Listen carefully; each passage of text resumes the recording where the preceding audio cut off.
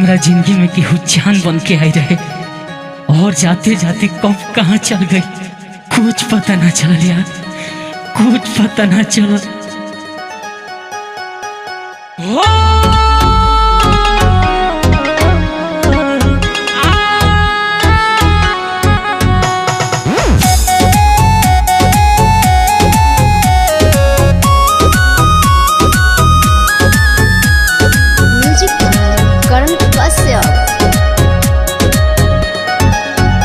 अब पीले शराब नहीं पूरा भइल ख्वाब के पढ़ के सुनाई अपन दुख के किताब।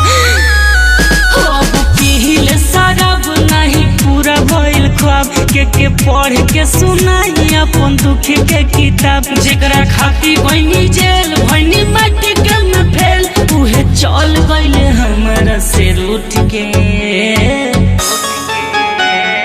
जिंदगी में पहला बेरी दिल हम लगनी अंतरिक्ष में घूमता अब टूट के। जिंदगी में पहला बेरी दिल हम लगनी अंतरिक्ष में घूमता अब टूट के।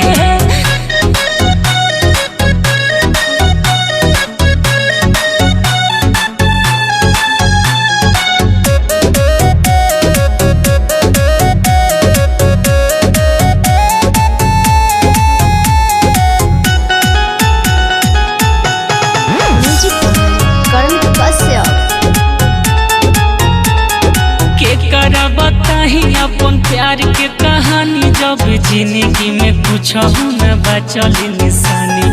बचपन बीत गइले आहिली जवानी अब झरे झरे अखिया से गिरत है पानी। अरे के करा बताई अपन प्यार के कहानी दिल टूटल पर कुछ न बचल निशानी। सपना देखाई तो अपना न भइल सच चल गइल सपना के लूट के। जिंदगी में पहला बेर दिल हम लगनी अंतरिक्ष में घूमता अब टूट के। जीवन में पहला बेर प्यार रही कैले अंतरिक्ष में घूमता दिल टूट के।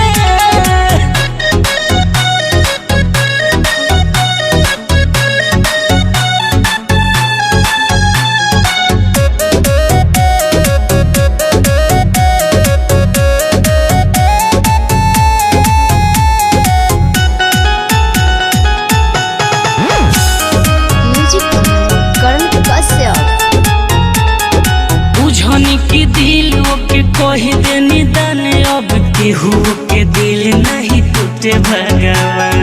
रोए अभिषेक रन सजिया बिहान लगे जहर जुदाई अब ले ली जान। अरे बुझनी की दिल के कोई दे निदान अब केहू के दिल नहीं टूटे भगवान।